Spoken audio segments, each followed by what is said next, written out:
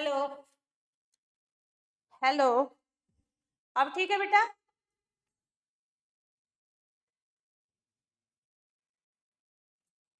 Voice आ रही है? ठीक है, वॉइस साउंड रिजॉल्व हो गया है।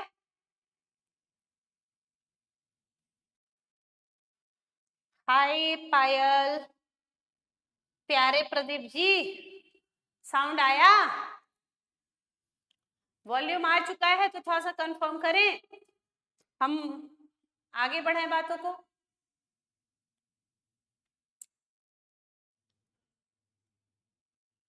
तो अभी तक आपने Indian regulatory framework, LLP, companies और पार्टनरशिप को रिवाइज कर लिया है। फिफ्थ चैप्टर जो हम रिवाइज कर रहे हैं वो इंडियन कॉन्ट्रैक्ट है। कल इसका पहला रिवीजन क्लास हुआ था, आज सेकेंड क्लास है। हम चाहते हैं कि आप इंडियन कॉन्ट्रैक्ट इधर रिवाइज करते रहें और आप बाकी जो 4 एक्ट हो गया है मेरे यूट्यूब चैनल पे आपको मिल जाएगा वो लेक्चर, तो आप वहां पे जाएं और एक बार सुन लें एक्ट को। लिखने का काम नहीं करना, लिखने का काम मतलब ये नोट्स नहीं तैयार करना, हम आपको ये हैंड रिटन नोट्स प्रोवाइड करा देंगे। इसके लिए आपको क्या करना है, आप मुझे हाय का मैसेज कीजिएगा। इसके लिए आपको मुझे हाय का मैसेज करना है मेरे व्हाट्सएप चैनल पे 7291010463 पे। हाय का मैसेज कीजिए, अपना नाम बताइए और बताइए कि आप सीएफ फाउंडेशन के स्टूडेंट हैं और आपको ये हैंड रिटन नोट्स चाहिए। हम आपको हैंड रिटन नोट्स प्रोवाइड करा देंगे, आप उसका प्रिंट आउट निकाल लीजिए, अपने सामने रखिए नोट्स, उसको अंडरलाइन कीजिए, याद कीजिए बोल बोल के, और जब याद हो जाए तो उसको आप एक बार लिख लीजिए। दोनों काम हो जाएगा, आपका राइटिंग प्रैक्टिस भी हो जाएगा और यहाँ पे हम समय भी अपना बचा पाएंगे। और मेरा अपना यूट्यूब चैनल भी है सहज सीए बाय सी आरती मैम के नाम से, जिसमें कि हम लॉ का ही रिवीजन कराते हैं आपको। वहां पे फाउंडेशन इंटर की लॉ की रिवीजन क्लासेस जाती हैं। तो डेली हम लाइव होते हैं सुबह 9 बजे से, पहले इंटर की क्लास होती है और फिर फाउंडेशन की क्लास होती है। तो आप जुड़े, हर दिन अगर आप 1 घंटा लॉ मेरे साथ पढ़ लें तो यहाँ इंडियन कॉन्ट्रैक्ट सेल्स नेगोशिएबल आपका साथ साथ हो जाएगा। और जो 4 एक्ट हो चुके हैं आप वहां से जाइए, देखिए, चैनल को मेरे सब्सक्राइब कीजिए। सहज सीए बाय सी आरती मैम के नाम से चैनल है मेरा, उसको आप वहां पे सब्सक्राइब कर दीजिए चैनल को, और उसको आप वहां पे भी एक बार पढ़ते रहिए। हर दिन 2 घंटे अगर आपने सीए फाउंडेशन में 2 महीने मुझे दे दिया तो आपको लॉ में फेल तो कोई नहीं करवा पाएगा। तो चलिए शुरू करते हैं। जहां कल हमने क्लास को छोड़ा था वहीं से क्लास को उठा लेते हैं हम। कल हमने क्लास में बातें कर ली थी कि कॉन्ट्रैक्ट क्या होता है, एग्रीमेंट क्या होता है, कौन से एग्रीमेंट कॉन्ट्रैक्ट बनते हैं, कौन से नहीं बनते हैं, what is the difference between agreement and contract. उसके बाद हमने पढ़ा कि सेक्शन 10 आपसे बोलता है कि these are the essential of valid contract. Contract को वैलिड होने के लिए एग्रीमेंट होना होगा। एग्रीमेंट का मतलब है proper offer and proper acceptance होना चाहिए। दोनों लोग एक दूसरे को प्रॉमिस करना चाहिए और दोनों का इंटेंशन होना चाहिए लीगल रिलेशनशिप क्रिएट करना। तो पार्टीज के बीच एग्रीमेंट होना चाहिए, पार्टी की कैपेसिटी होनी चाहिए, पार्टी कॉम्पिटेंट टू कॉन्ट्रैक्ट होने चाहिए, पार्टी का कंसेंट फ्री एंड जेन्युइन होना चाहिए, ऑब्जेक्ट लॉफुल होना चाहिए, कंसिडरेशन लॉफुल होना चाहिए और not expressly declared to be void होना चाहिए। ये नहीं होना चाहिए, not expressly declared to be void. अगर ये सारे सारे एसेंशियल मौजूद है सेक्शन 10 में तो हम बोलेंगे कि कॉन्ट्रैक्ट वैलिड बना है। कुछ और भी एसेंशियल्स हैं बेटा जिन्हें हम एसेंशियल्स तो मानते हैं लेकिन वो सेक्शन 10 में नहीं दिए गए हैं। कौन से एसेंशियल है जो सेक्शन 10 में तो नहीं दिए गए लेकिन जो एसेंशियल हैं और जिन्हें हम एसेंशियल मानते हैं? वो एसेंशियल है, पहला, कॉन्ट्रैक्ट बनने के लिए कम से कम 2 पार्टीज का होना जरूरी है। दूसरा, पार्टी का इंटेंशन होना चाहिए कि लीगल रिलेशनशिप क्रिएट करे, मतलब एग्रीमेंट डोमेस्टिक या सोशल नेचर का नहीं होना चाहिए, नहीं होना चाहिए। फुलफिलमेंट ऑफ लीगल फॉर्मेलिटी होनी चाहिए, सर्टेनिटी होनी चाहिए और पॉसिबिलिटी ऑफ परफॉर्मेंस होना चाहिए। ये वो एसेंशियल है जो सेक्शन 10 में तो नहीं है, but still they are essential to form a valid contract.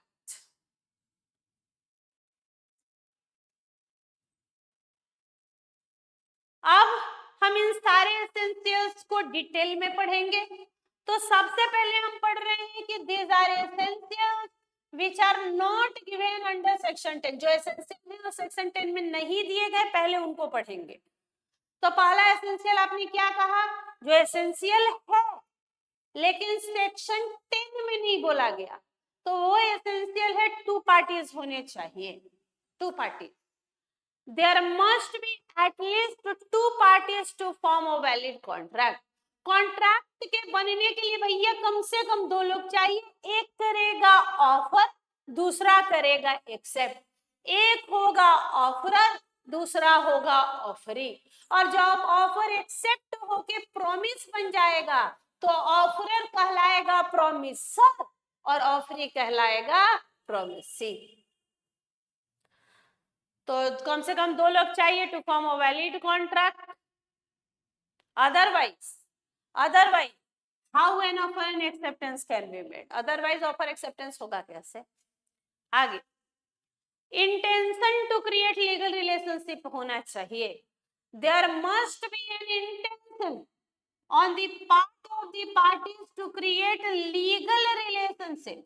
मतलब हमें बातें सोशल और डोमेस्टिक नहीं करनी है, क्योंकि जो डोमेस्टिक या सोशल एग्रीमेंट थे वहां पार्टी का इंटेंशन लीगल रिलेशनशिप क्रिएट करना था ही नहीं, इसलिए वो कभी भी कॉन्ट्रैक्ट बने ही नहीं। Next, fulfilment of legal formality. जो भी लीगल फॉर्मेलिटीज दी गई है वो पूरी करनी जरूरी है। जैसे आपने कहा कि contract of insurance, contract of insurance हमेशा रिटन में होना चाहिए and full disclosure of fact होना चाहिए। जो भी बातें हैं पार्टीज की वो फुल्ली डिस्क्लोज करें, कुछ भी चीज छुपाना नहीं है। कोई भी अगर मटेरियल फैक्ट था तो ये बताना था और सारी चीजें रिटन में होनी चाहिए। अगर आप इंश्योरेंस का कॉन्ट्रैक्ट ओरल में बना रहे हैं तो लीगल फॉर्मेलिटी पूरी नहीं हो रही है और वो कभी भी वैलिड होगा नहीं। इमूवेबल प्रॉपर्टी हम खरीद रहे हैं या बेच रहे हैं तो क्या ओरल में एग्रीमेंट बनेगा कि रिटन में होगा, और रजिस्ट्रेशन होना जरूरी है, स्टाम्प पेपर पे रजिस्टर्ड होना जरूरी है। लेकिन आप अगर ओरल में खरीद लें तो इसकी इन्फोर्सिबिलिटी होगी नहीं, हम बोलेंगे लीगल फॉर्मेलिटी पूरी नहीं हुई है। फुलफिलमेंट ऑफ लीगल फॉर्मेलिटीज होनी चाहिए। In cases of certain contract, some formalities have to be complied with to make an agreement legally enforceable। Example में इसने दिया है कॉन्ट्रैक्ट ऑफ इंश्योरेंस का। कॉन्ट्रैक्ट ऑफ इंश्योरेंस कब वैलिड होगा बेटा, जब वो रिटन में होगा। आप ओरल में कहानी सुना रहे हैं, कहानी बना रहे हैं, एग्रीमेंट बना रहे हैं, तो उसकी कोई इन्फोर्सेबिलिटी नहीं होगी, उसकी कोई इन्फोर्सेबिलिटी नहीं होगी। तो पहला हो गया वो एसेंशियल जो सेक्शन 10 में नहीं है पर एसेंशियल है, टू पार्टीज। दूसरा, intention to create legal relationship. तीसरा, फुलफिलमेंट ऑफ लीगल फॉर्मेलिटी।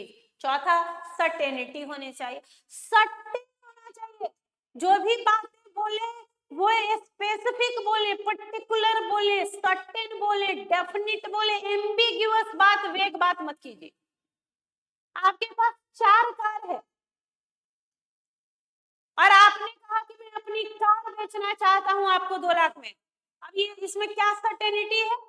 अब सामने वाला क्या समझे कि अब कौन सी कार बेचे, उसको कोई सपना खुश है कि मैं अपना नेक्सॉन बेच रहा हूं और वो खुश है कि मर्सिडीज खरीद रहा है। तो इस तरीके से कॉन्ट्रैक्ट कैसा होगा बेटा, जब कंसेंसस ही नहीं होगा, जब कंसेंसस एंड आइडिया नहीं होगा, same thing in same sense नहीं होगा, मीटिंग ऑफ माइंड नहीं होगा, 2 लोग एक समय में एक जैसा नहीं सोचेंगे तो कॉन्ट्रैक्ट होगा कैसे। तो सर्टेन, स्पेसिफिक, डेफिनिट बात बोला करें लॉ के अंदर। बात एम्बिग्युअस नहीं, वेग नहीं, बेकार नहीं, अनसर्टेन नहीं। क्या बोला? सर्टेनिटी ऑफ मीनिंग होनी चाहिए, certainty. The agreement must be certain, certain होना चाहिए, must be certain and not वेग नहीं होना चाहिए और indefinite. It must be specific, particular, definite, certain. आपको मम्मी ने बोला बेटा जाओ तो मस्टर्ड ऑयल खत्म हो गया, सरसों का तेल खाना बन रहा है जिसमें मस्टर्ड ऑयल सरसों का तेल खत्म है, जाओ तो बेटा जल्दी जाओ सीताराम की दुकान से 2 केजी लेके आओ। आपने जर्किंग उठाया, दौड़े भागे पहुंचे और आपने देखा कि भैया सीताराम तो सारे तेल बेचते हैं, वो किरोसिन भी बेच रहे हैं, ऑलिव ऑयल भी बेच रहे हैं, कोकोनट भी बेच रहे हैं, तिल का तेल भी बेच रहे हैं, किरोसिन भी बेच रहे हैं, सरसों भी बेच रहे हैं। आपने जर्किंग उठाई, जर्किंग उनके वहां पे दुकान में रखा और बोला अंकल सीताराम चाचा थोड़ा तेल भर दीजिए इसमें। अब सीताराम चाचा कौन सा तेल भर दे? अगर सीताराम चाचा ने किरोसिन भर दिया तो उन्होंने क्या गलत किया? तुमने तो बताया ही नहीं, सर्टेन तो था ही नहीं, स्पेसिफिक बात तो बोली ही नहीं, डेफिनिट तो बताया ही नहीं। तुमने कहा बोला कि चाचा सरसों का तेल भरिए इसमें, तुमने बोला चाचा तेल भर दो, चाचा ने किरोसिन भरवा दिया। चाचा की कहाँ गलती है? गलती तो आपकी है क्योंकि आप स्पेसिफिक नहीं है। तो बातें सर्टेन किया करें। कार बेचनी है तो कौन सा तेल चाहिए, तो कौन सा? आप आए हमारे पास और आपने कहा कि मैम फाउंडेशन करना है। अब कौन सा फाउंडेशन करना है? सीए फाउंडेशन करना है, सीएमए फाउंडेशन करना है या सीए सीएटी करना है? सबको तो फाउंडेशन ही बोलते हैं। तो you must be specific here ना। आपको बोलना होगा भैया सीए बनना है तो सीए फाउंडेशन के क्लास में आपको बैठाया जाए, और नहीं तो यहाँ से तो हम लोग बोल देंगे हाँ भाई पुष्कर बच्चे को फाउंडेशन करना है, पुष्कर तो जाके तुमको बैठा दी सीए की क्लास में।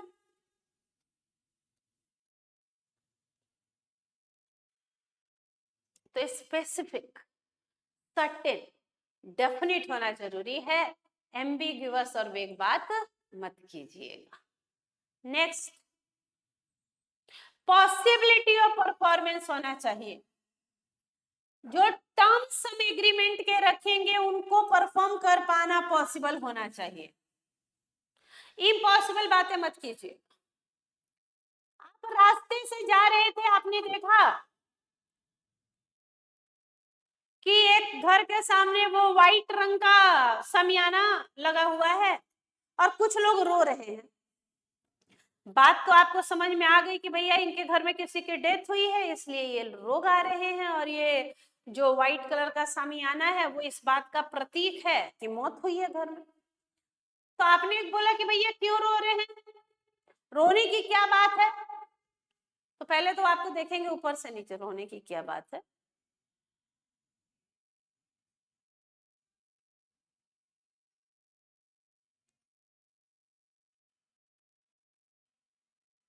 फिर आपने कहा कि भाई मैं इसलिए बोल रहा हूं कि अगर कोई मर भी गया तो मैं जिंदा कर दूंगा। फिर से आपको ऐसे देख रहे हैं ऊपर से नीचे तक, जिंदा कर दोगे? हाँ, करोड़ों रुपए दो तो जिंदा कर देंगे। क्या ये पॉसिबिलिटी वाली बात कर रहे हैं? क्या ये एग्रीमेंट अगर मैंने बना दिया लो 1 करोड़ रुपए लो जिंदा कर दो, कर दोगे क्या? तो भैया कॉन्ट्रैक्ट वो करे, एग्रीमेंट वो बने जिसका परफॉर्मेंस पॉसिबल हो, जिसका परफॉर्मेंस पॉसिबल हो। आपने कहा कि मुझे 1 करोड़ रुपए दो, चांद ले आएंगे। 1 करोड़ रुपए दो, हिंद महासागर एक दिन में पार कर जाएंगे। 1 करोड़ रुपए दो, मुर्दे में जान डाल देंगे। 1 करोड़ रुपए दो, मैजिक कर देंगे। अभी हम जो मुझे जादू आता है, अब ये मैजिक करेंगे और ये पूरा रूम खजाने से भर जाएगा, ट्रेजर, और सारे बच्चे हमारे एक एक बैग खजाना लेके जा सकते हैं। बोला मैडम सुबह ही सुबह नशा करके आ गए क्या? वो भी सस्ता। मैजिक आता है तो मैजिक आता है तो एक काम करो, खजाना मत ढूंढो, सीए की डिग्री ही दिलवा दो, तब तो हम मानेंगे भैया जादू आता है। हाँ, मुझे जो कौन सी सीए की डिग्री जादू करके मिली है कि तुमको दिला दे? डिग्री पढ़ के ही मिलने वाली है बेटा, ये सब काल्पनिक बात है।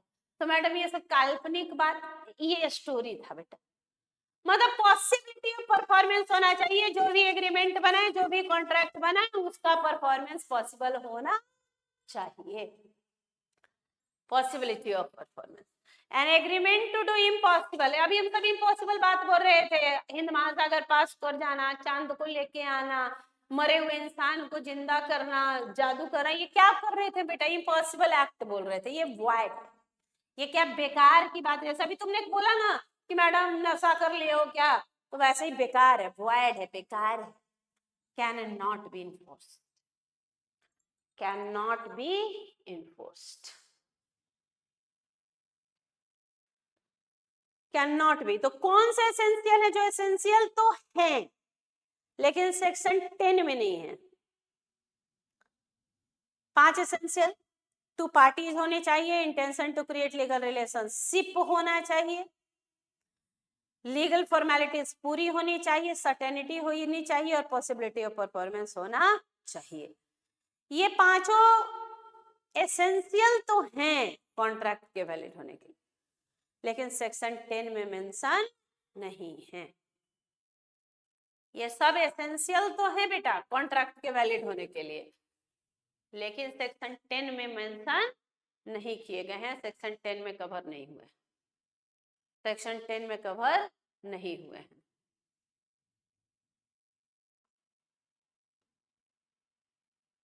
याद हो गया नाम? नाम बोलो एक बार, जहां बैठे हो वहीं से बोलो, एक बार मुंह खोल के बोलो, कौन कौन से एसेंशियल हैं? जो एसेंशियल तो है कॉन्ट्रैक्ट के वैलिड होने के लिए, लेकिन सेक्शन 10 में नहीं है। पहला, 2 पार्टीज होने चाहिए, दूसरा intention to create legal relationship होना चाहिए, तीसरा फुलफिलमेंट ऑफ लीगल फॉर्मेलिटी होनी चाहिए, चौथा सर्टेनिटी होनी चाहिए, पांचवा पॉसिबिलिटी ऑफ परफॉर्मेंस होना चाहिए। आगे, अब सेक्शन 10 किन एसेंशियल्स की बातें करता है? According to section 10, the following are the essential element of valid contract. As per section 10 ये सब एसेंशियल हैं। पहला एसेंशियल एग्रीमेंट, आप एक बार रीड करें, एक बार हम समझाएं, एक बार याद करें, आज ही 3-3 बार में पूरा निपटा देंगे। चलो एक बार तुम रीड करो, एक बार हम समझाएंगे, एक बार याद करा देंगे। चलो बोलो, एग्रीमेंट पढ़ो एक बार। एग्रीमेंट क्या होता है? Offer plus acceptance. Offer acceptance किस लिए? कंसिडरेशन के लिए। मतलब ऑफर प्लस एक्सेप्टेंस क्या हो गया? प्रॉमिस प्लस अगर उसमें कंसिडरेशन हो जाए, समथिंग इन रिटर्न। आपने बोला है एग्रीमेंट को, every promise and every set of promises forming consideration for each other is known as agreement. एक प्रॉमिस मैंने किया, वादा किया, मैंने वादा किया कि टाइम पे सिलेबस पूरा करेंगे, तुमने वादा किया 500 रुपए का पेमेंट करेंगे पूरे कोर्स के लिए। एक प्रॉमिस मैंने किया, एक प्रॉमिस तुमने किया। मेरे प्रॉमिस के बदले मुझे मिला 500 रुपए, तुमको 500 रुपए के बदले मिला सीए फाउंडेशन का पूरा रिवीजन। पार्टी एग्रीमेंट में आ चुके हैं, ऑफर एक्सेप्टेंस और प्रॉमिस एक दूसरे के लिए कंसिडरेशन।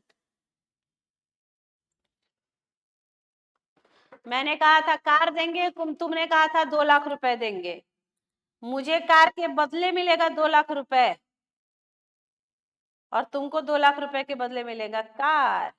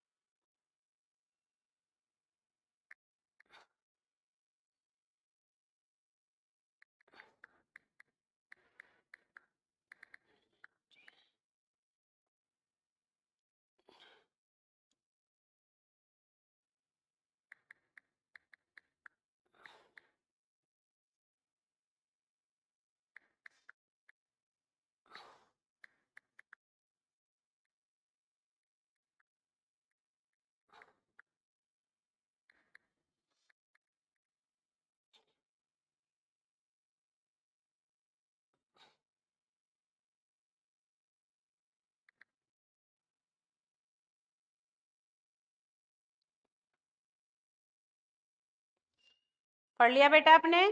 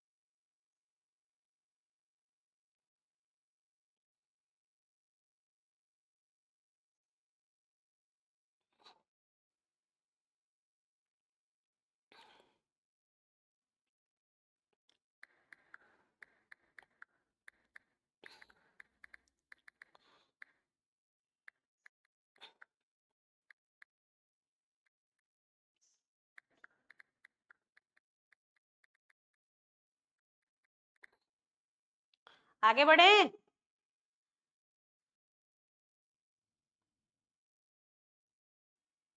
लॉ का टेंशन मुझे दीजिए।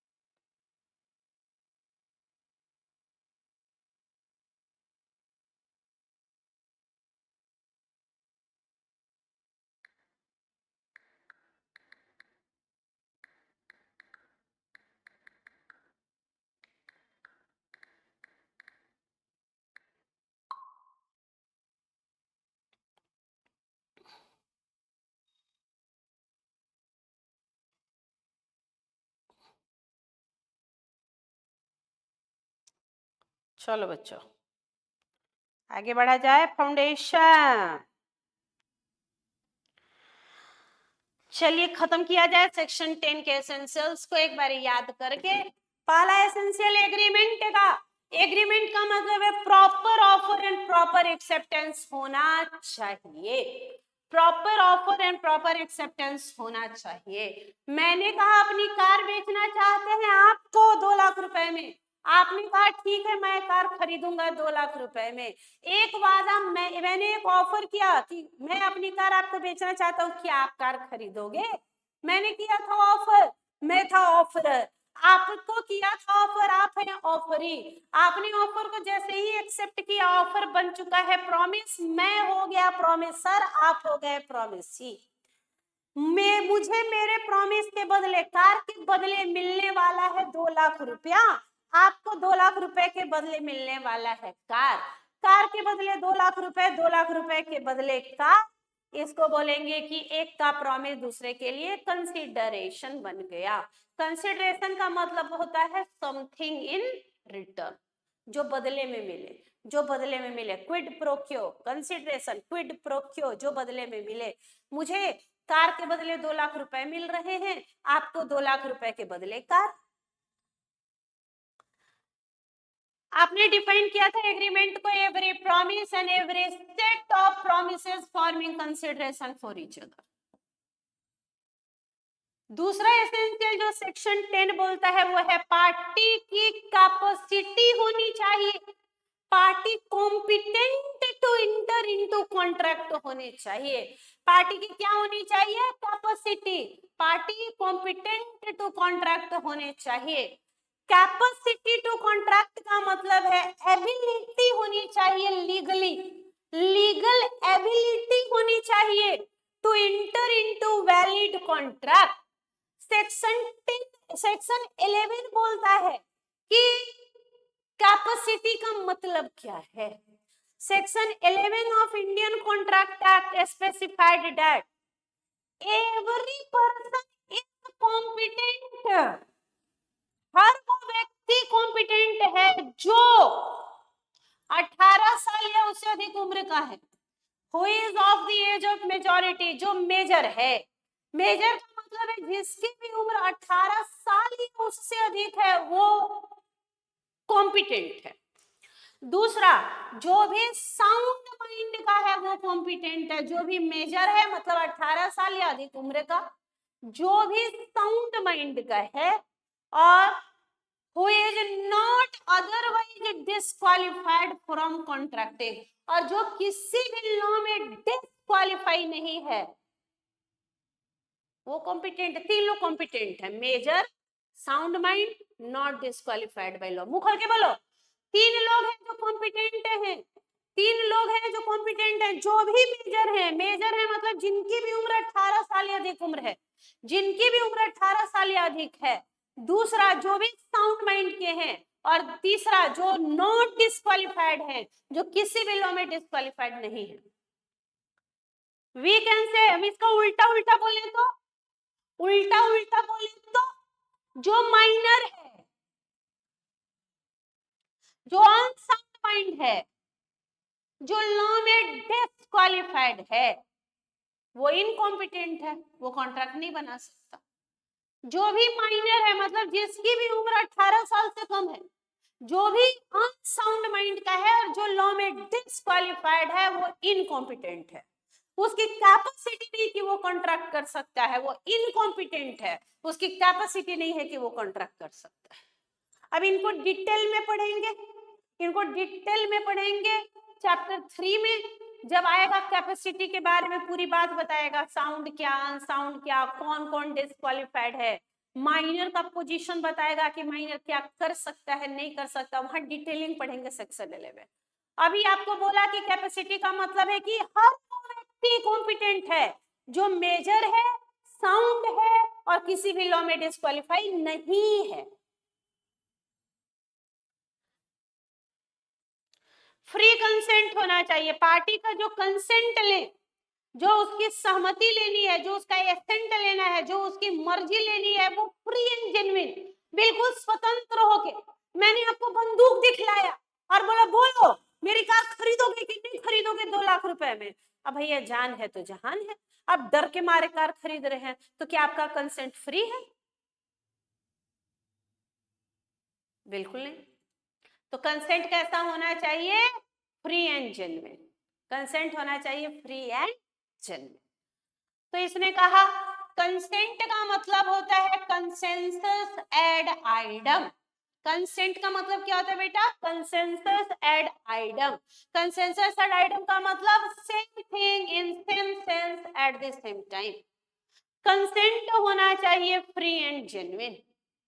आ consent said to be free. कब कंसेंट फ्री होगा?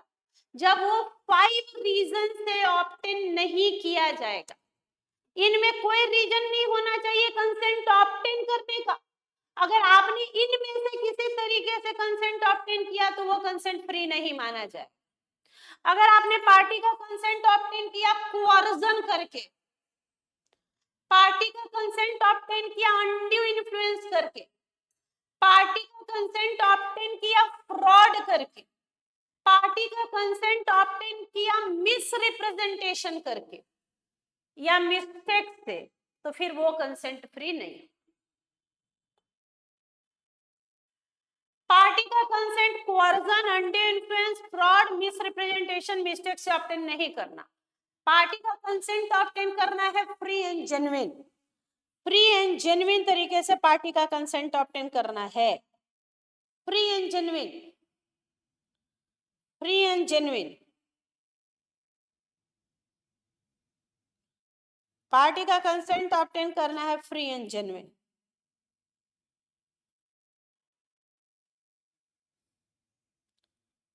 पार्टी का कंसेंट ऑब्टेन करना है फ्री एंड जेन्युइनली।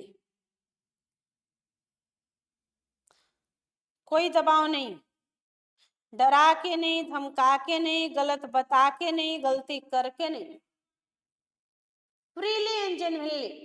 आप बिल्कुल अपनी मर्जी से, इच्छा से, स्वेच्छा से, सहमति से आइए कॉन्ट्रैक्ट में।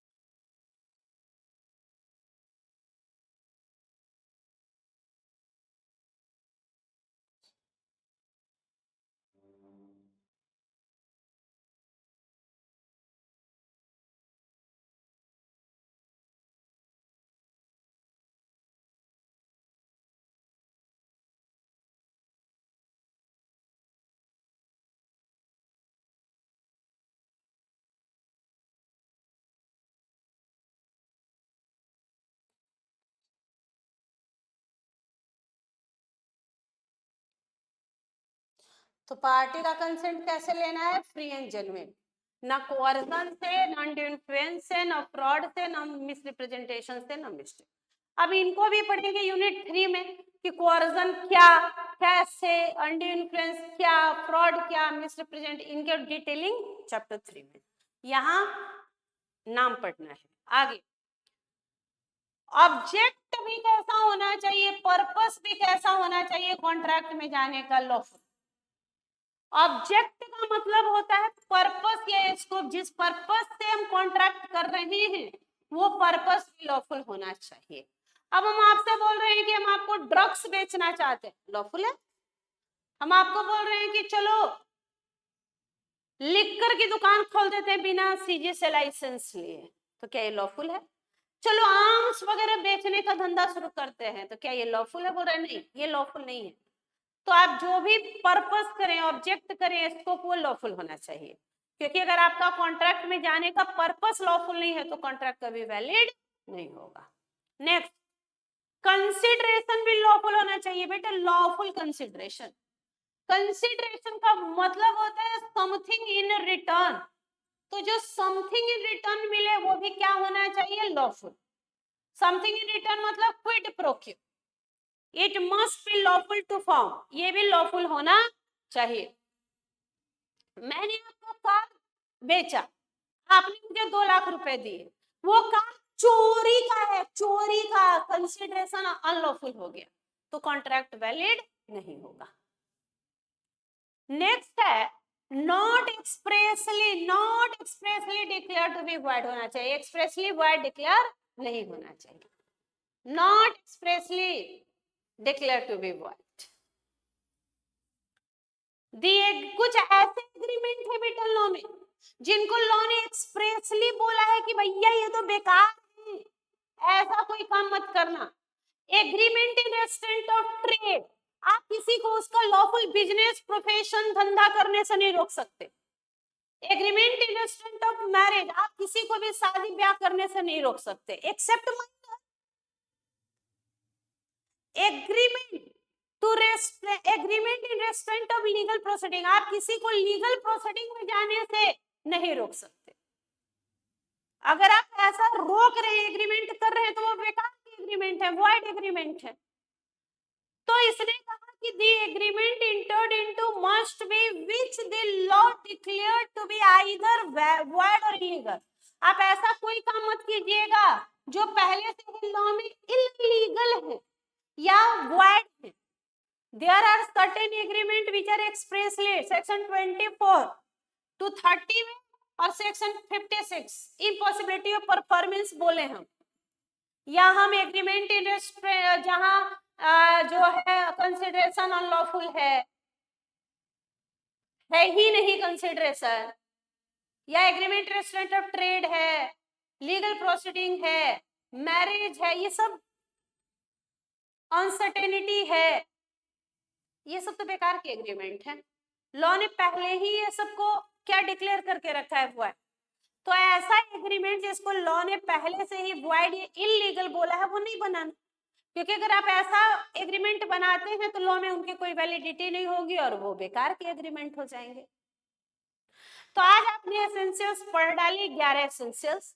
सबसे पहले हमने चर्चा उन एसेंशियल्स की जो एसेंशियल्स तो हैं लेकिन सेक्शन 10 में नहीं है। उसके बाद हमने वो एसेंशियल्स पढ़ा जो सेक्शन 10 में है। इस तरीके से एसेंशियल्स कंप्लीट हो गए। आज आपका काम है कि इन सारे के सारे एसेंशियल्स को निपटा डालिए। आज आपका काम है कि इन सारे के सारे एसेंशियल्स को निपटा डालिए। कल की क्लास में हम लोग पढ़ेंगे टाइप्स या काइंड या क्लासिफिकेशन ऑफ कॉन्ट्रैक्ट। कल हम लोग कॉन्ट्रैक्ट के पूरे टाइप्स खत्म करेंगे। उसके बाद ऑफर, एक्सेप्टेंस, कम्युनिकेशन तक जाके चैप्टर बड़ा है, टाइम टेकिंग है। जो बड़े यूनिट्स हैं उसमें समय लगेगा। हर दिन क्लास होगी तो कंसिस्टेंसी से जल्दी सिलेबस भी हो जाएगा और हर दिन आपको जुड़ना है लॉ में मेरे साथ सुबह 10 बजे। जो भी टॉपिक होगा वो कंप्लीट करके हम लोग छोड़ देंगे उस दिन क्लास को। आज आपका काम है एसेंशियल्स तक सारे बच्चे आईसीआई मटेरियल, पहले मेरा नोट्स एक बार याद करना है, उसके बाद आईसीआई मटेरियल को एक बार रीड करना है, फिर उस पे बेस्ड जो भी डिस्क्रिप्टिव क्वेश्चन पूछे गए हैं कभी उसको कर लेना है आईसीआई से। इतना काम हर दिन हर दिन हर दिन हर दिन करते रहेंगे, सब कुछ हो जाएगा। और अगर आप रिवीजन के लिए बैठे हैं सीए फाउंडेशन का तो सारे सब्जेक्ट, चारों सब्जेक्ट को इक्वल इंपॉर्टेंस देते हुए, और वैसे जनवरी में टारगेटेड पेपर लॉ ही है, जनवरी में लॉ ही डिसाइड करेगा कि कौन पास होगा नहीं होगा, तो थोड़ा लॉ को बहुत अच्छे से करना होगा आपको। आप मेरे साथ मेरी बातों को सुनिए, मानिए और वो कर दीजिए जो हम बोल रहे हैं, बाकी लॉ का टेंशन मेरा।